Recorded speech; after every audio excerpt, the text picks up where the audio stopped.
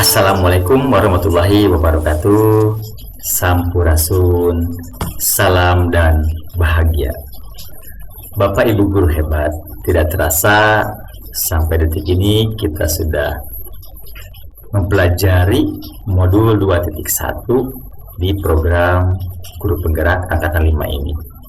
Kini saatnya saya melakukan refleksi kegiatan 2 mingguan di modul 2.1 ini tentang pemenuhan kebutuhan belajar murid melalui kegiatan pembelajaran berdiferensiasi. Seperti apakah refleksi yang akan saya sampaikan? Mari kita simak videonya berikut ini. Selamat menyaksikan. Bapak dan Ibu guru hebat, dalam kesempatan ini saya akan melakukan sebuah refleksi 2 mingguan untuk modul 2.1, yaitu tentang pemenuhan kebutuhan belajar murid melalui pembelajaran berdiferensiasi. Bapak Ibu yang saya hormati, dalam kegiatan refleksi ini saya menggunakan model refleksi 4C yang terdiri dari connection, challenge, concept, dan change. Dalam kegiatan connection ini, saya akan menjelaskan mengenai keterkaitan konsep-konsep yang ada pada modul 2.1 ini dengan konsep-konsep yang telah saya pelajari pada modul sebelumnya, terutama modul 1.2 tentang nilai dan peran guru penggerak. Bapak dan Ibu guru hebat, dalam kegiatan pembelajaran berdiferensiasi itu sangat erat kaitannya dengan beberapa hal. Yang pertama adalah dengan inisiatif. Kenapa sangat erat dengan inisiatif? Dalam kegiatan pembelajaran berdiferensiasi, tentunya setiap akhir pembelajaran kita akan melakukan sebuah refleksi untuk mengetahui sejauh mana keberhasilan kegiatan pembelajaran tersebut. Nah, untuk melakukan tindak lanjut selanjutnya, kita perlu inisiatif yang sangat bagus, karena bagaimanapun kita harus menindaklanjuti hasil dari refleksi tersebut. Misalkan ketika hasil kegiatan pembelajarannya tidak baik, maka kita harus berinisiatif untuk memperbaiki kegiatan pembelajaran tersebut. Yang kedua adalah merefleksi setiap hasil pembelajaran. Nah, ini ada hubungannya dengan yang poin pertama, yaitu inisiatif.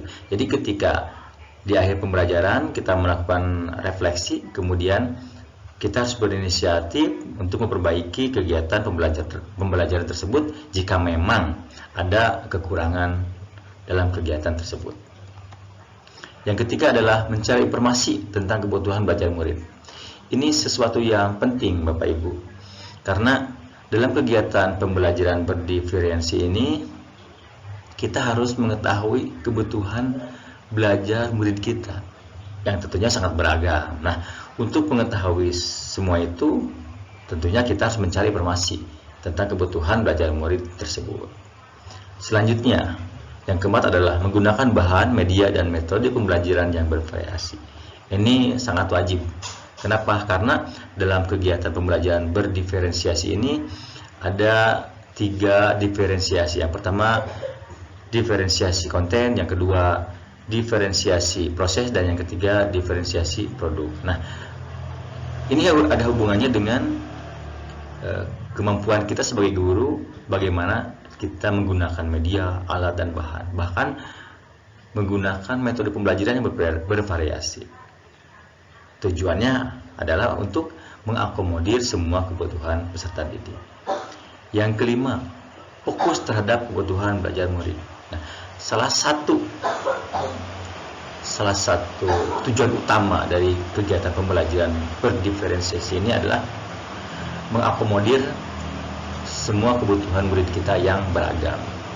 Nah, oleh karena itu, satu keharusan bahwa kita harus fokus terhadap kebutuhan belajar murid.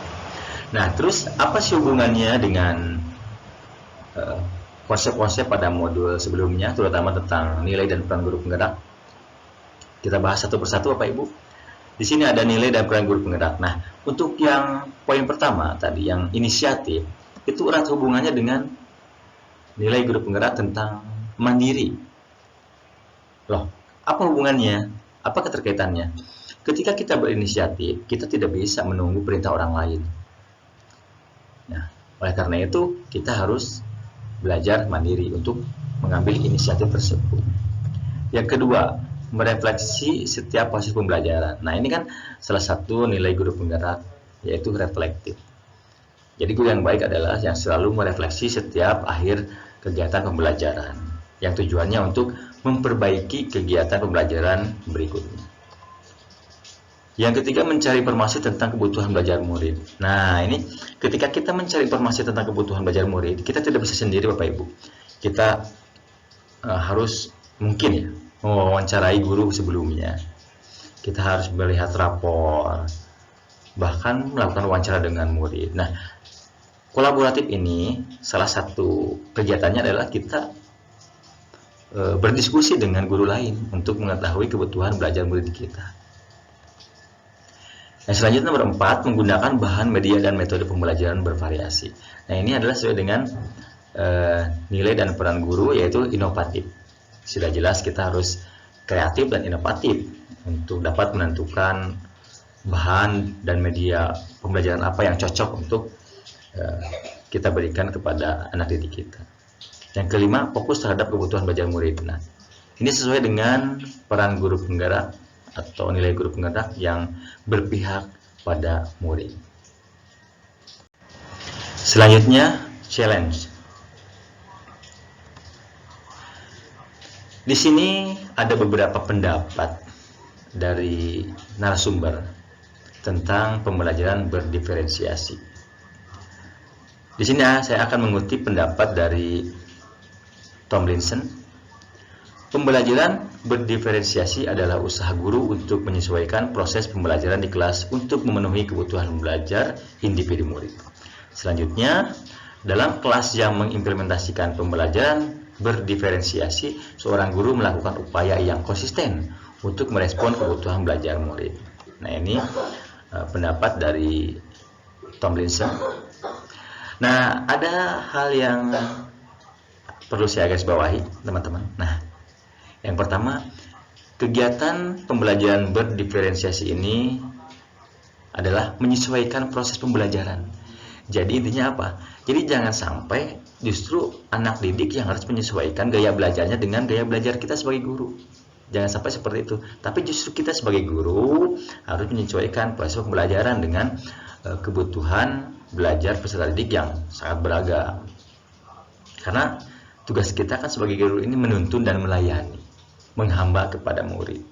Selanjutnya, nah, apapun kegiatan, kalau kita melaksanakannya tidak secara konsisten, menurut saya itu sesuatu yang tidak mungkin berhasil. Nah, berarti dalam kegiatan pembelajaran berdiferensi ini, kita tentunya harus melaksanakannya secara konsisten. Nah, apakah pemahaman atau pendapat dari narasumber ini sesuai dengan pemikiran saya? Jawabannya adalah sangat sesuai. Hanya saja mungkin saya sampai saat ini belum bisa sepenuhnya menerapkan kegiatan pembelajaran berdiferensiasi ini. Tapi walaupun bagaimanapun saya akan terus belajar dan tentunya akan dilaksanakan dalam setiap pembelajaran secara konsisten. Selanjutnya, konsep. Ada beberapa konsep yang harus saya terapkan dalam seluruh kegiatan pembelajaran demi ketercapaian kegiatan pembelajaran berdiferensiasi. Yang pertama adalah pengertian pembelajaran berdiferensiasi.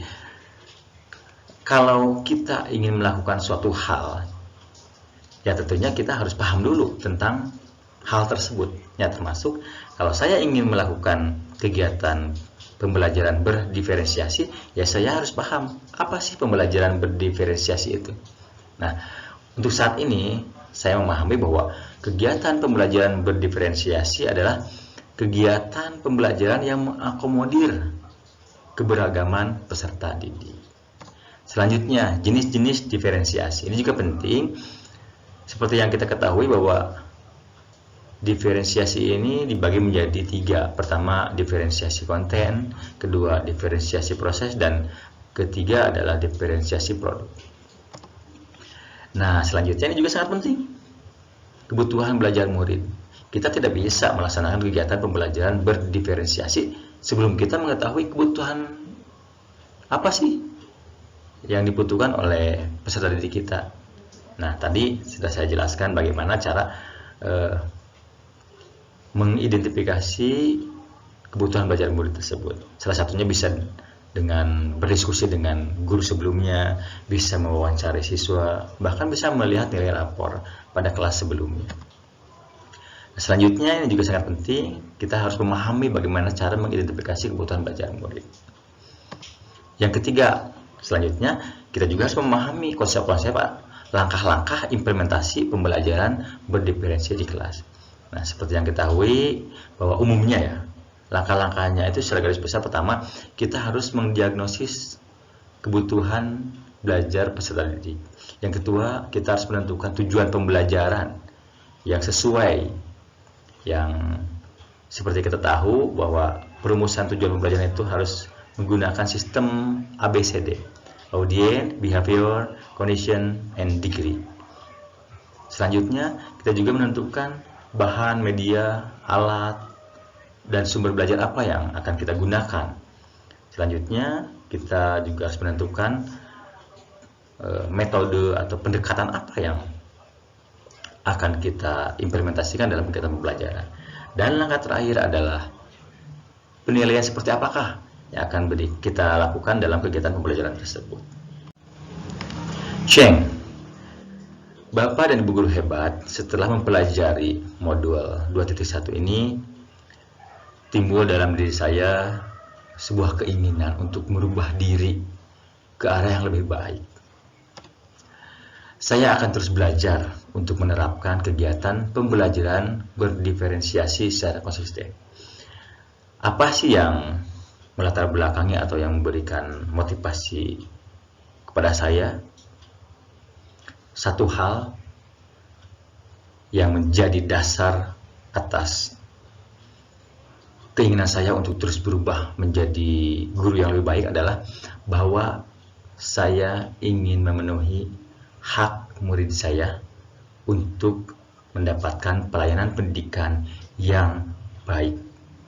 Itulah. Jadi saya tidak ingin merenggut hak mereka, menghalangi hak mereka. Sekian Bapak dan Ibu guru hebat dari saya mengenai refleksi dwi mingguan modul 2.1 ini. Mohon maaf jika ada kesalahan dan semoga semua ini bermanfaat buat kita semua. Akhirul kalam, wassalamualaikum warahmatullahi wabarakatuh. Salam dan bahagia.